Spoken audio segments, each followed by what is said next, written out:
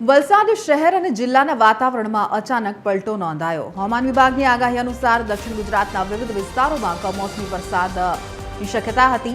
ધરમપુરના ફૂલવાડી, જરિયા, ઉમરગામ અને ભેંસદારા સહિત કપરાડા તાલુકાના ગામોમાં વરસાદ પડ્યો છે। દાદરા નગર હવેલીના સેલવાસ વિસ્તારમાં પણ છૂટો છવાયો વરસાદ નોંધાયો। અણધાર્યા વરસાદને કારણે ખેડૂતો ચિંતામાં મુકાયા છે।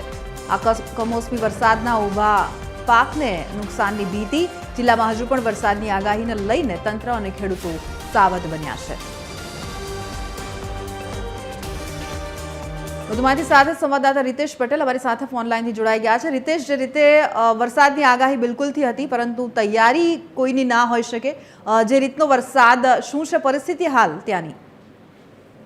જે બનશી હવામાન વિભાગ દ્વારા દક્ષિણ ગુજરાતના કેટલાક વિસ્તારોમાં ભારે વરસાદની આગાહી કરવામાં આવી હતી। તે મુજબ જ આજે વલસાડ જિલ્લાના વાતાવરણમાં અચાનક પલટો આવ્યો છે અને વલસાડ જિલ્લામાં વાતાવરણમાં પલટા બાદ જિલ્લાના ધરમપુર, કપરાડા, વલસાડ, વાપી સહિતના જે વિસ્તારો છે ત્યાં છૂટો છવાયો વરસાદ વરસી રહ્યો છે। કેટલીક જગ્યાએ ભારે વરસાદ પણ વરસી રહ્યો છે। તેના જ કારણે લોકોમાં ચિંતા છે, કારણ કે હાલ ખેતરોમાં ડાંગરનો પાક તૈયાર થઈ ચૂક્યો છે અને આ સમયે જ્યારે કમોસમી વરસાદ પડી રહ્યો છે તેના કારણે ખેડૂતોની ચિંતામાં વધારો થયો છે। બીજી તરફ વાત કરીએ તો રાજ્યના પાડોશમાં આવેલા સંઘ પ્રદેશ દાદરાનગર હવેલીના પણ કેટલાક વિસ્તારોમાં છૂટો છવાયો હળવો વરસાદ વરસી રહ્યો છે। આ સમગ્ર વિસ્તારો ખેતી પ્રધાન વિસ્તારો છે ને હાલ ખેતીનો પાક તૈયાર થઈ રહ્યો છે।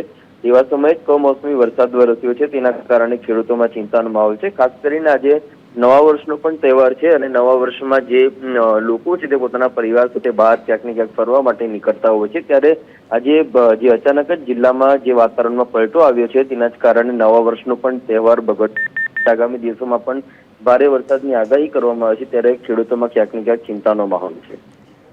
જી આભાર રીતેશ, આ સમગ્ર માહિતી બદલ।